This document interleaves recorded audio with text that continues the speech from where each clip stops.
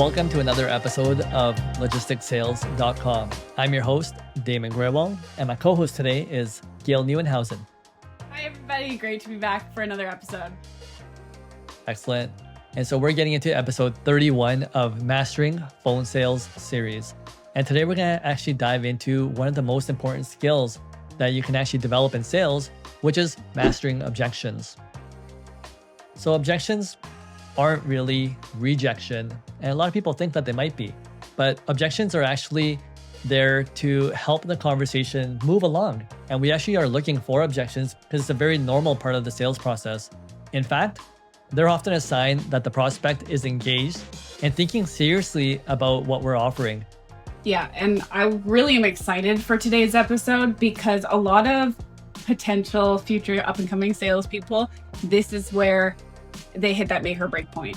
They start getting those objections, and normally we're starting with phone sales. So this is normally where people decide, okay, is sales for me, or is this maybe something I don't want to do with my life? And if they make it through that mastering objections, that's when everything opens up. So I'm really excited to go over today's episode. It's exciting, and I know for new sales reps, it's also a little bit frightening because everybody is going to face rejections, or not rejections, objections. And we're going to actually go over a few of these to break them down. And the first one is going to be why objections really happen. And we're going to go through a couple different sections, I think about 5 of them. The next one's going to be about the mindset and how you need to handle it confidently. Next, a simple objection handling framework that we're going to give you, where we're going to outline how you can actually go through an objection process and bring it around so that we can actually make the sale happen. Followed by the most common phone sales objections. So again, in every business, there's usually a handful of objections that you're going to face, but just knowing which ones are the most common ones will kind of guide you through that process. So you'll be able to have a framework and you'll kind of know what to expect going into sales yourself. And lastly, we're going to talk about how to transition smoothly back to the close so you can make that sale happen.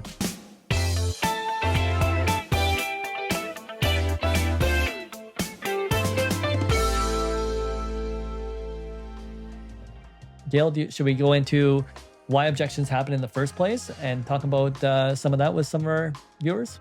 Yeah. So like Damon just said, this first section of today's episode, we're going to talk about understanding why objections are actually happening, because we need to know that. Why are we receiving objections in our sales process? Is that a natural thing, or is this something that we should be worried about? Now, the answer is you should not be worried. Objections are completely normal. And in fact, objections are extremely helpful for advancing through your sales and becoming a more powerful and confident salesperson.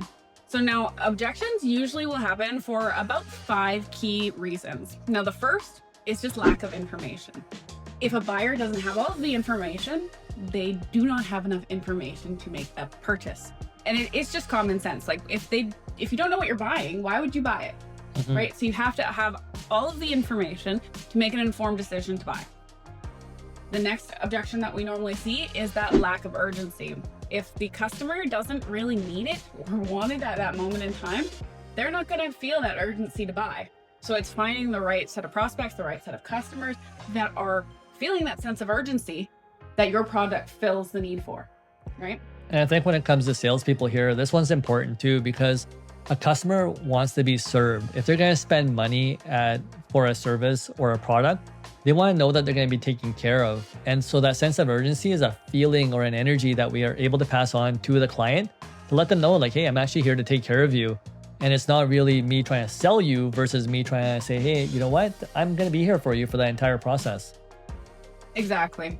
And then the third reason that we see quite often is just a lack of trust. If you don't have a brand credibility or that brand awareness, sometimes it's hard for prospects to really know who you are, what's the product that you're selling, what it is that your business stands for. And so they might be hesitant to buy. And so that's why we see a lot of major companies and corporations really focus on their social media, their marketing, all of those strategies, because that helps build that brand awareness, builds that brand credibility. And so you have to build a little bit of a trust factor. We even see that in like word of mouth. If you have something that your friend or your neighbor refers and says, hey, I always buy this bread from this little bakery in my town because it's the best bread, that is building trust, that word of mouth. For sure. And going beyond that, I think as the ticket value of the product or service that you're selling is larger, you're going to have to build more trust in that process, because if someone's going to spend a lot of money versus, let's say, going to the dollar store and picking up an item off the shelf, they don't probably need that level of trust, but they do want to know that the thing is going to be able to work for them, right? Whether it's a service or the product. And the bigger the item is going to be, the more trust that's going to have to be built. So we definitely want to go over some of these strategies with you so you can build that trust with your clients. And again, if you're a high ticket sales person, then this is the one for you. Yeah, and in line with high ticket sales as well, the fourth most common objection that we see is actually budget concerns. And I'm sure that doesn't surprise a lot of people. I'm sure most people in their lives have made a purchase or chosen not to make a purchase because of the budget, right? Maybe it's just not in the cards for your financial situation at that moment, or maybe it's a great deal. So it's figuring out, okay, who are my ideal customers? Who can afford the product? If it's a high ticket item, you're probably not going to market to people that aren't able to make high ticket purchases, right? So figuring out that and aligning your budget with the prospects as well is really important. And Gail, we see this a lot with brand new sales reps, where brand new sales reps typically come into a situation or into a company and they're expecting to beat everything on price. And I think that the price is the ride or die, whether they make that sale or not. And really, price is, a certain factor to it, but it's also about showing the value. And people really forget about that aspect of sales, is that, if you have an apple in one hand and an apple in another hand, you're going to be able to sell one for a higher price than the other one based on how you actually pitch that product.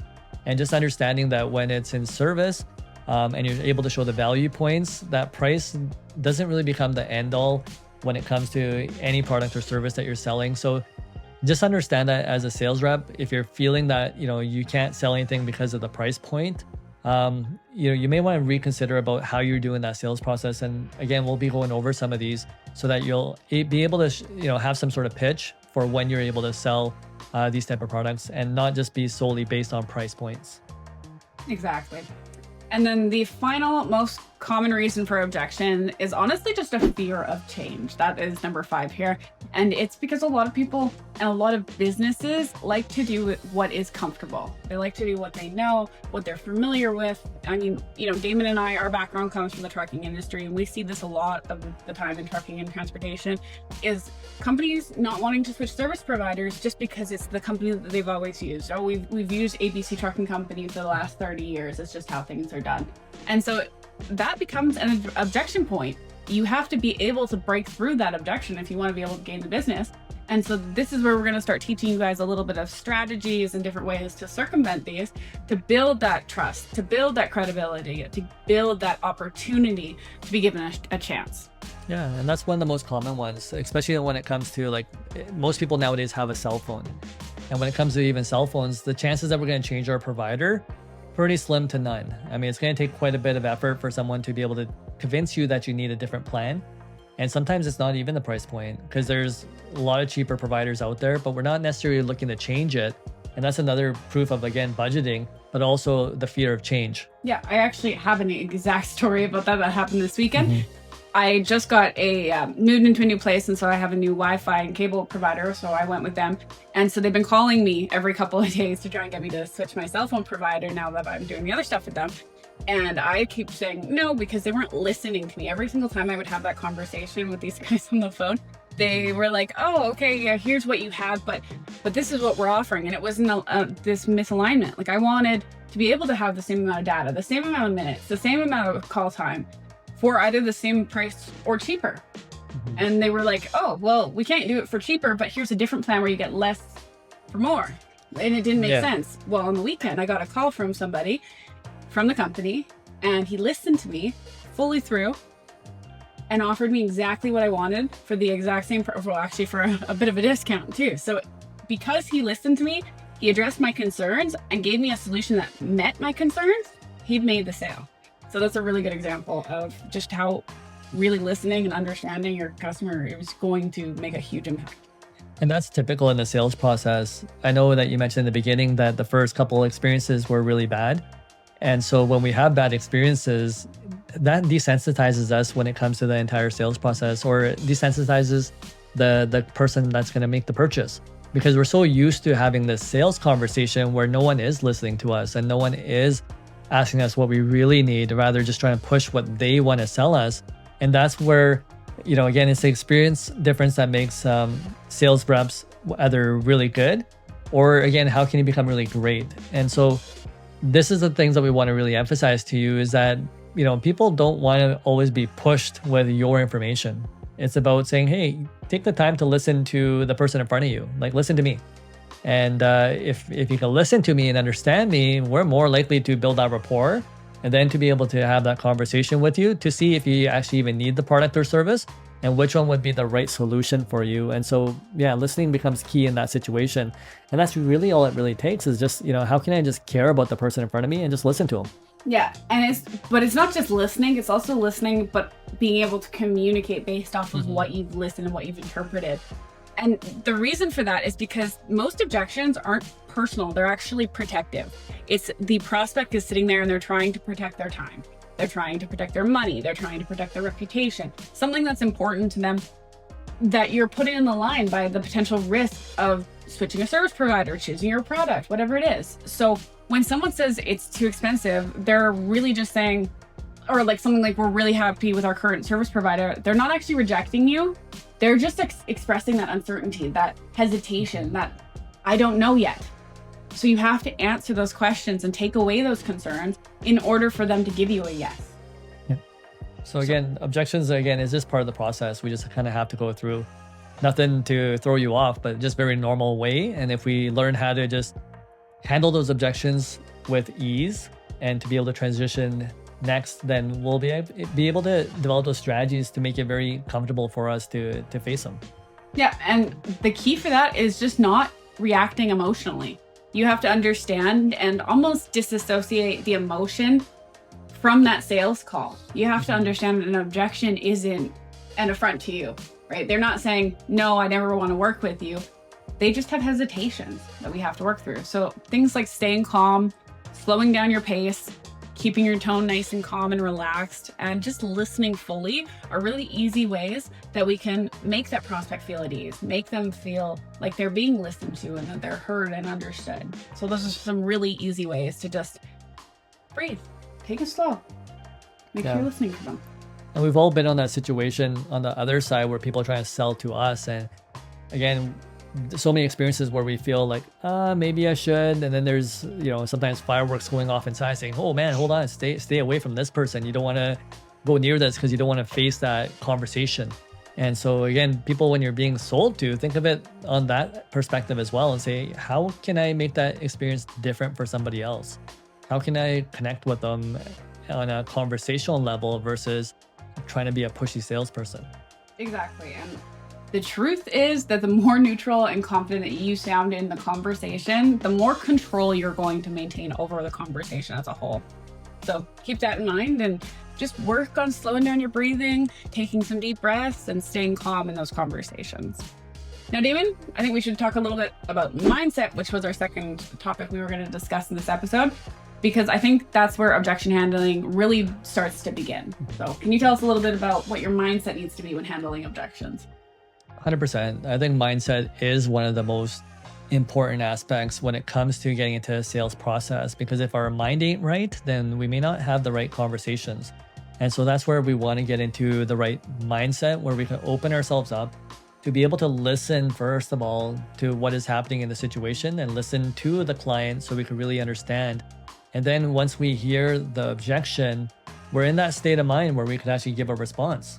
And again, being calm, and some of the things that we spoke about is about, being relaxed in the conversation, slowing down our tone, being able to connect with the person in front of us. So our mindset, if we can expect that these situations are going to happen and we have a game plan ready for it, then just know that you're going to be in a flow where there's going to be some conversation back and forth, but we'll be able to handle it. And so when it comes to mindset, mindset does determine our results, because if you tense up when you hear an objection, the prospect is going to feel it immediately.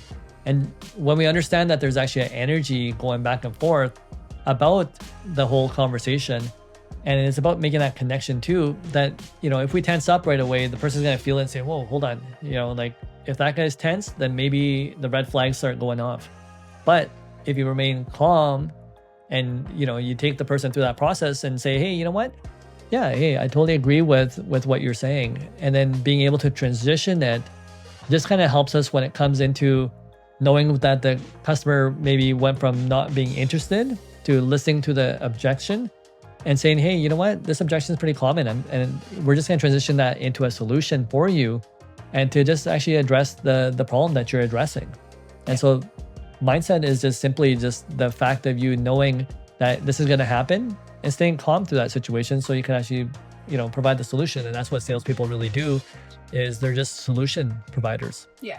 I want to make this really simple for our listeners today, because I know a lot of the times objections are the ones we really get in our head about.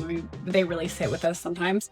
Remember that if you were on a phone call, or if you've ever had a phone call from like a telemarketer and they call and they start selling you and you've said, hey, look, I'm not interested, and they just kind of keep talking and you went click and hung up the phone, that meant you really, really were not interested. So if you're doing sales and instead of them hanging up on you, they're asking you questions, they're objecting with you, they're continuing that dialogue, then you have not lost the sale. You're still in it.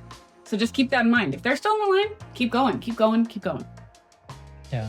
And the main thing is don't interrupt them when they're speaking.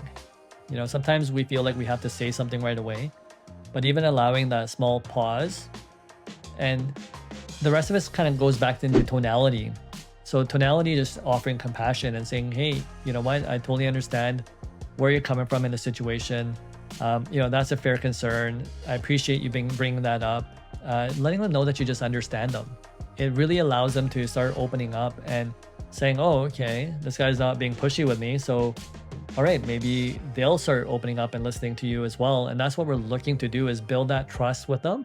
But the trust is only built if you stay composed in that situation and don't get flustered. I know hearing objections sometimes hurts us inside, but just understanding, again, the objection is not the rejection, but it's just a way to carry that conversation forward and to just simply, putting together a framework for us afterwards to be able to have that conversation with them, to let them know about the product or service. And again, that initial objection is just a way for that conversation to continue. Gail, do you want to get into frameworks and maybe get into the next step of how people can handle this objection and start moving towards a sale? Yeah, exactly. So we actually have kind of developed a simple, repeatable 5-step framework for you guys to help you with handling objections when you're doing your phone sales. So first up, step number 1 is just listen completely. You want to let them finish speaking. You don't want to interrupt. Make sure that they say everything that they want to say. Get out all of the questions that they have. List all the concerns that they have. Every objection of why they don't want to buy your product. Let them get it all out. Then step number 2, acknowledge it all. Go through it with them one by one. Every single objection that they had, say with empathy, I understand your concern. I understand why you'd be upset about that. Whatever it is, you want to empathize with them, acknowledge that concern and why it is important to them. Because remember, an objection is really them protecting themselves. So we want to acknowledge that protection. And let's talk about empathy there, Gail, because empathy is just offering that compassionate ear and really just letting somebody know, if somebody gives you an objection and you're all cheery and you're like, hey, rah, rah, rah, that they're still going to feel like, hold on, were you even listening? Or are you just trying to pump me up about the sales process here? Hold on, I had an objection. Did you even listen to me? So again, that tonality sometimes needs to change a little bit just to let someone know, like, how can I offer compassion? Hey, I understand there's an objection here. Let me take some time to listen to you. Let me maybe follow it up with a follow-up question to learn more about what the objection is really about.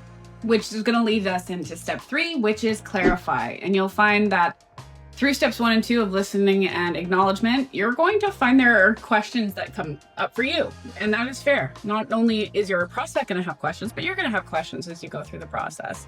So start asking those clarifying questions to uncover the real issues that the customer is experiencing. And as we mentioned in some of our previous episodes, there's a lot of times where a prospect may not explain the actual issue and you have to read between the lines. So asking clarifying questions will give you a bit more clarity.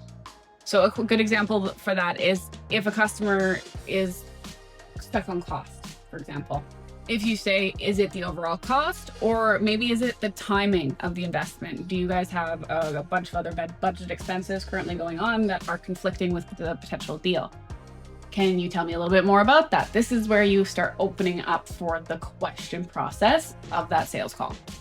Yeah, when it comes to budget too, and say, you can ask questions about what do you expect with that price point, or if you're paying that current price right now, can you tell us more about what type of service you expect from there? And so knowing that you're getting into a process where you can start talking about the actual sales process and find out what their current value system is, then you're going to actually be able to determine, okay, what about that price are they really expecting, and how can I change or tailor my service or product to be able to match that? And maybe if they realize that we're actually offering a little bit more value, they might actually be able to start raising that price. But if it's just based on price alone, yeah, you're going to be stuck in a situation where that's the only thing they're going to be looking at.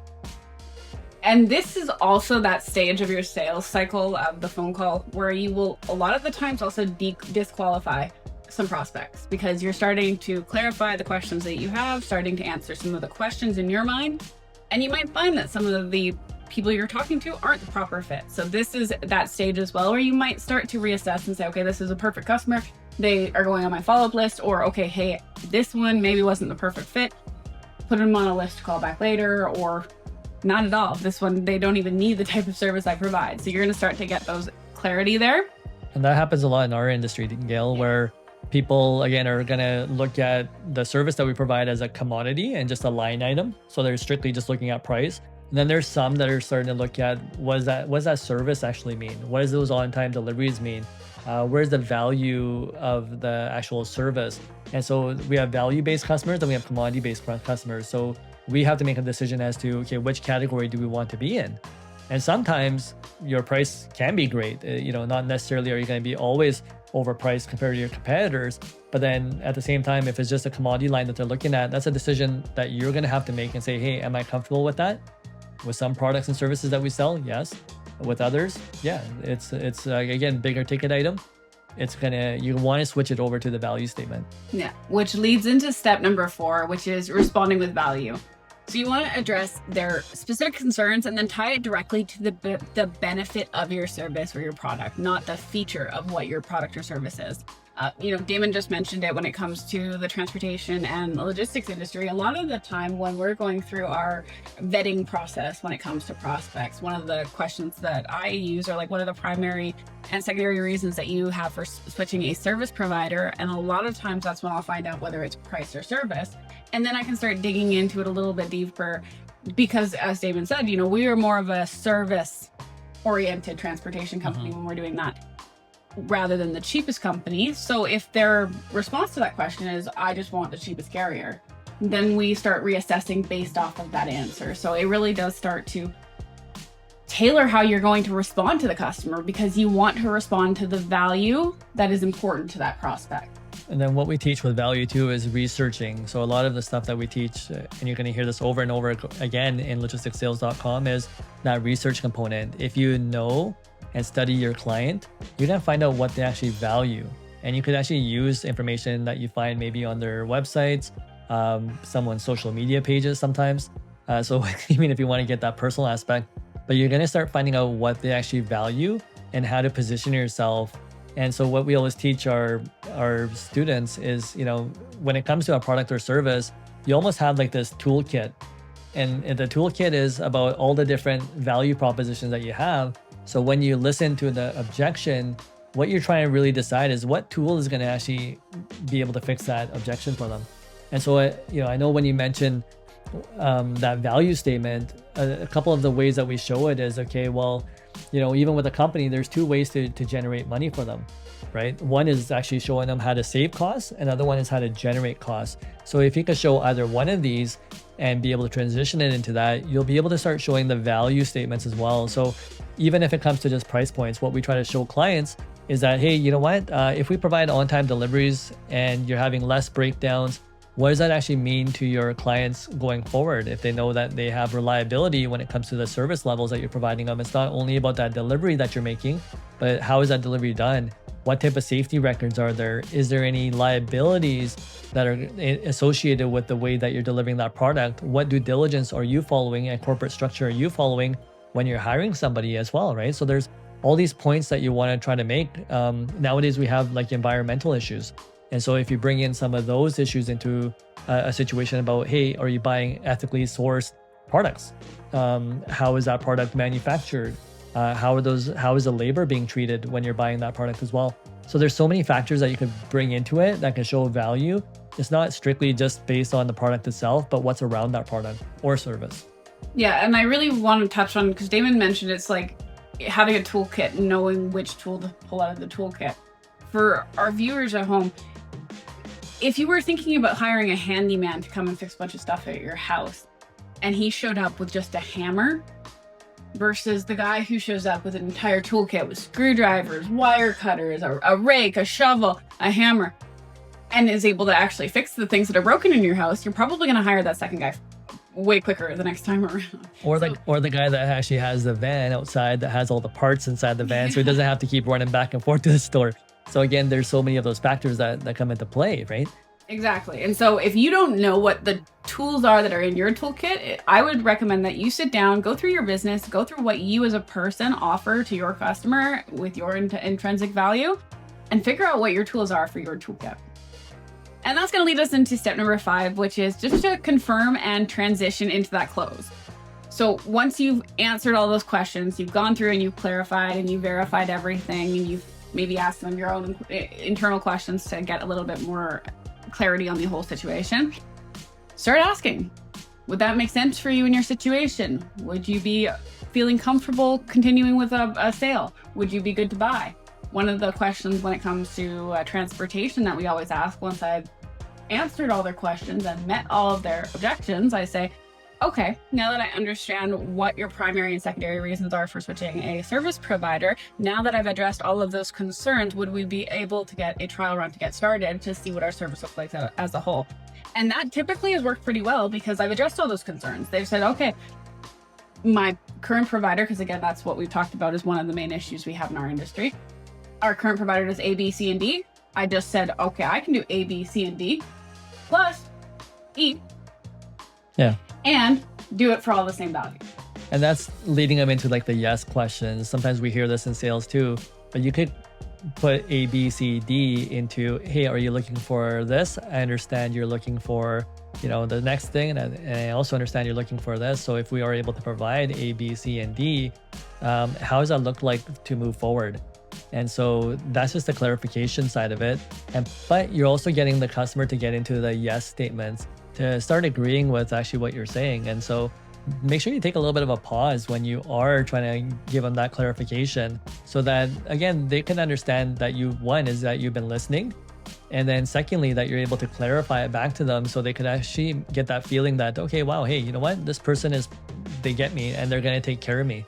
And so that becomes important too, is just that feedback loop. Exactly. Now, you guys have listened to us talk quite a bit here. Now, I think it's important that we actually jump into a bit of examples of some of the common phone sales objections that we see and different ways that we can go about handling them. So I'm going to pass it over to Damon to get started. Sounds good, Gail. We're going to go over the top 3 common objections that we typically hear, starting with it's too expensive. And so we kind of talked about this as well. The first thing you want to do is acknowledge them. Acknowledge that budget is important to them and let them know that you understand. So we talked about this a little bit too, but then after you want to get into the clarification side. So start with acknowledgement. Secondly, you want to clarify it back to them and just say, hey, you know what? I understand that it may be a little bit expensive, but can you tell me more about what you're currently paying and compare it to how you're currently investing those funds right now? And so getting them to talk more and asking smart questions just to get them to maybe clarify it is going to allow you to get more information to give them the right value response back. And that's the next step is, respond with value. You want to respond with something out of that toolkit that really shows them that, okay, hey, well, I understand that, if price was a big objection for you, this is something typical that all of our clients typically go through in the beginning, but it's when they realize about how we work with them, is how efficient we are and the reliability that reduces their overall operational costs. but we give them that sort of as a statement to let them know that, okay, hey, you know what? It's not always about just the price itself, but if I could show you about, this reliability factor, how it can actually save you money, then we can transition them into the side where we can actually start talking about the closing of this. And this is again what you were referring to when it says, hey, can we start with a trial period? But what we want to transition them into is say, hey, if we could demonstrate what we're actually saying, is it worth exploring the option to kind of discuss this further with us? And so what we're trying to do is acknowledge the price that we're expensive, transitioning them into, okay, hey, here's some value that we can add you, give to you, and then being able to turn that into, can we explore this a little bit further if that sounds okay with you? So we're trying to get their reassurance that, hey, we're not just here to pitch you on the price aspect of it. Sure, we'll acknowledge it, but if you can give us a minute just to explain the rest of what we're trying to do here, customers more likely to open up with you if you acknowledge it and then again have something of value to say back to them. Yeah, and I think when it comes to the it's too expensive objection that we get, simply put, is you're looking for the ROI for the customer. You're looking for that return on investment that's going to be worthwhile for the customer to make a switch. So very simple terms is figure out what is the most important thing to that customer. What can you offer to them to make it worthwhile for them to make that investment and maybe spend a little bit more. Yeah. So again, acknowledge, clarify what they're saying, respond back to them, and then transition into the next step. So that's pretty much the framework that we want to teach. And we'll try it again here with the next common most objection that we hear is, we're happy with our current provider. And I know, Gil, you mentioned this a few times now, and you might be sick of hearing it, but we'll go over it quickly. So when someone says, hey, we're happy with our current provider, just acknowledge it and say, hey, that's great to hear. Or I'm glad you have such a great provider. And then the clarification over here would be, can you tell me what you like about your provider currently? And so over here, you really got to read the tone of the person that you're speaking to too. So depending on how you say it or how you ask that clarifying question, ask something that relates to that person. Again, you sometimes have to listen to the small hints that the person is really saying. But again, that's how I would clarify it and just get them to talk more about what they really enjoy with their current provider. And then I'm looking at the response, right? So respond with, many of our clients were satisfied too, until they realize that we can actually improve their delivery times or reduce the unexpected issues that they were facing. Yeah. I had a customer a couple of weeks ago where it was, they were having a lot of claims with their current provider and they didn't really think of it as an issue until we started talking about it and then realizing that number of claims in a year really didn't make sense. So it's like having those conversations, getting curious about it led to them realizing, oh, maybe we should be looking at this. So definitely. Yeah, in our industry too, again, there's on-time service and then there's excusable delays that can happen in transit. And so whether that's, traffic related, whether that's weather related, whether that's mechanical breakdowns, but there's so many of these little things that can occur. But then sometimes people don't realize that there's a different level of service that they haven't really experienced yet. And that's typically, we kind of go through this situation too, that, people thought they were getting good service before, but then they've never been able to experience great service. And so being able to differentiate that and showing them what they're going to be getting, it can help you make that transition. And, lastly, when you do make that transition, what you want to say is, would you be open to a quick comparison just to see if there's room for improvement? And so that's a way that you can transition that one as well. And, you really do that with some of your value statements. So depending on what you're saying, you want to be able to transition it into that, again, going into that. All right. And that takes us into objection number 3, which is, I need to think about it. So when people need to think about it, that's kind of one of the most common objections that we hear as well. And a lot of times it could be for a number of reasons. It could be that the person really does need time to think about it. They need more information. Secondly, if they're not the right decision maker and they need somebody else in the decision-making process, that's another reason why you might hear, I need to think about it. And so for me, it's about acknowledging right away and saying, of course, yeah, if you need time. And then the clarification question is, is there anything else that you'd like for me to clarify for you or provide you with more information on? And so I'm waiting to see, okay, well, what are they actually trying to say here when they say I'm trying to think about it? So I'm trying to get clarification on, what is the true reason that they're looking to think about this. And so when we dig a little bit deeper, then we can respond with, hey, maybe I can answer that for you now. And, if you can actually have everything that you need to make a confident decision, then I'll try my best to provide you with that information right away. So if you could let me know. And so sometimes I'll do this on the phone call, but I'll also do this in a follow-up email sometimes as well, or finding another way to reconnect with them. Then the transition here would be, what would need to happen for you to feel comfortable moving forward? And so again, I'm trying to transition it to say, okay, well, if you're not comfortable making a decision yet and you need time to think about it, what is it going to take for us to move this forward with you? And so again, asking those type of questions can actually get the customer or get the buyer to start opening up. And just remember, like, most objections aren't final decisions. They're just requests for reassurance. And when someone says I have to think about it, it really opens up the door to get you to put that value statement in front of them, get more information in front of them. And I love those type of questions because it just means that they're, again, when I hear I'm not interested, it just means I'm not interested right now, but I may be in a little while. So I love those type of objections. Gil, once we handle some of these objections, how do we get back into the closing side of things where we could actually try to close without losing the momentum? Thanks, Damon. Now I'm really excited to go over this. This is part 5 of today's episode, where we're going to talk about transitioning back to the close. And really important, because this is where a lot of the sales reps will actually lose the deal. They forget to transition back from the Q&A section of their sales call to the close, where they can actually move forward past the handling of the objections. Now, typically, this is where we're going to see most prospects get to that point where you've handled all the objections, but there's that tendency to still stall a little bit. You're going to have them, after addressing those concerns, like confirm their understanding. You want to make sure you go through it all. Go through point by point if you have to, especially if you're taking notes or anything like that. Go through everything point by point and say, okay, we went through this, we addressed this, we addressed this, we addressed this. Then reestablish the value of what you're offering them. Again, you just listed through all of their objections. As you're going through it, restate that value for each of that offer, and then move forward confidently. You know that your product or service is going to positively impact them. So move through that conversation and that close with that continued mentality, that continued mindset. And I'm hoping that the confidence is there with you from the beginning. You should always walk into a sale knowing that you're going to be able to close the sale regardless of what the outcome is. But have that confidence from the beginning. And that's, again, going to allow you to remain calm in that situation as well.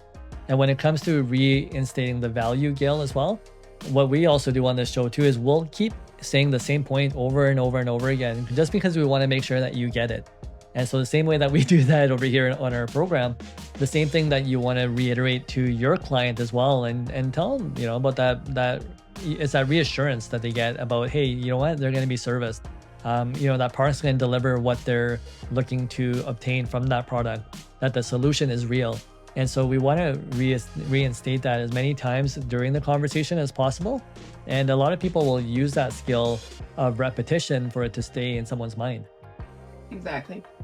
3 simple steps to remember this is just handle the objection, confirm their clarity and make sure you're on the same page, and then move forward and close your deal. If you can do that, you're on the right track to starting to make some really good sales. Yeah, and that last step is you have to make the ask at some point. And that's the hardest thing that a lot of us have to do sometimes, is make that ask. But if you never ask, then the sale may not ever happen. And sometimes, some sales reps are just waiting for someone else to kind of, close the deal for them. But it's about, learning how to ask, and ask comfortably where you can feel good about it yourself, as well as making the other person reassured in that process as well. And so, finding out different ways to maybe make the ask is, the best way to kind of practice that closing sale for you, and say, what's comfortable for me to be able to say in a way of making that ask. And sometimes it's just about, hey, are you ready to move forward? Or, hey, do you mind if I grab the contract and get you to sign here? But, it's making sure that you make that ask in that process and doesn't leave without, again, making that ask before you get off the sales call. You just have to make sure that you really just make that ask. If you don't make the ask, you're never going to make the sale. So don't resell from the beginning. You don't want to over-explain, and don't walk into it sounding uncertain. Walk in there calm, confident and ready to close that sale. All right. Thank you for that, Gail. And that kind of wraps up our episode 31 of Mastering Objections.